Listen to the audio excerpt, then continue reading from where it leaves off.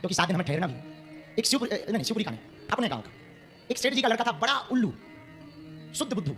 सेठ जी तो परम भक्त, रोज भगवान की कथा सुनने जाते, आसन लेके जाते, कोई ना कोई महात्मा आते ही रहता था। इनके नगर में आवे तो महात्मा के पास जाए, आसन डालने, कथा सुने, बढ़िया और बढ़िया कथा सुने, कीर्तन गावे, घर पर वही कथा का कीर्तन गाते हुए वापस आवे। और लड़का जैसे बाप को देखकर सोई कमेंट कर दे, है बाबाओं के चक्कर में पड़ा। सेठ जी बड़े परेशान। एक बार एक महात्मा बड़े पहुंचे हुए आए, नाम बहुत था उनका। तो सेठ जी ने चरण पकड़ के कहा, महाराज हमको और तो कोई कष्ट नहीं, एक पीड़ा है। क्या? हमारा जो बेटा है ना वो नास्तिक है, आप कोई कृपा करो। तो महात्मा बोले, भैया एक काम करना, कल ना तुम अपने बेटा को ले आना। अरे बोले महाराज ले आना, उसको कथा की बात को तो गाली बकता है, लाना तो दूर की बात। बोले एक काम करो, कैसे भी करके एक बार ले आओ। बोले ठीक है।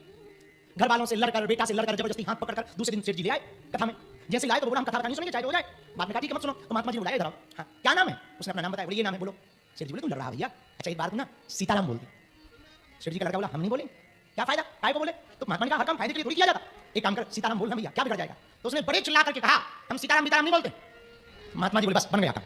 बोले सेठ जी बोले क्या काम बन गया? बोले इसने धोखे में ही सही एक बार सीताराम कह दिया, बस हो गया, ले जाओ, इसका कल्याण है। सेठ जी बोले महाराज इसका क्या कल्याण है? तो जब वो जाने लगे तो महात्मा ने उस बालक को बुला के कहा सुनो, तुमने एक बार धोखे से सीताराम कहा, पर कोई बात नहीं, कहा तो सुनो, इस सीताराम एक बार बोलने का कोई फल कहे, फल क्या कहिए, तो तुम कहना तुम ही अपने हिसाब से दे दो, ये ध्यान रखना। उससे पे हाथ रख दिया और लड़का को लगा बिजली की बात है, पागलपंती की बात है, ये सब बाबा है, ये सब उल्लू बनाने के लक्षण चला गया।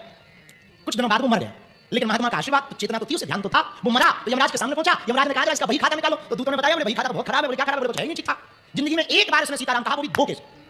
तो यमदूत ने कहा हाँ भाई वैसे तो पक्का है तुम्हें नरक मिल रहा है, पर एक बार तुमने सीताराम कहा, बताओ उसका क्या फल चाहते हो? उसे वो महात्मा की बात याद आ गई। बोले जो फल होता है उसे दे दो। अब पूरे वही खाता पलटा मारे, एक बार सीताराम का फल क्या होता है ये नहीं लिखा था।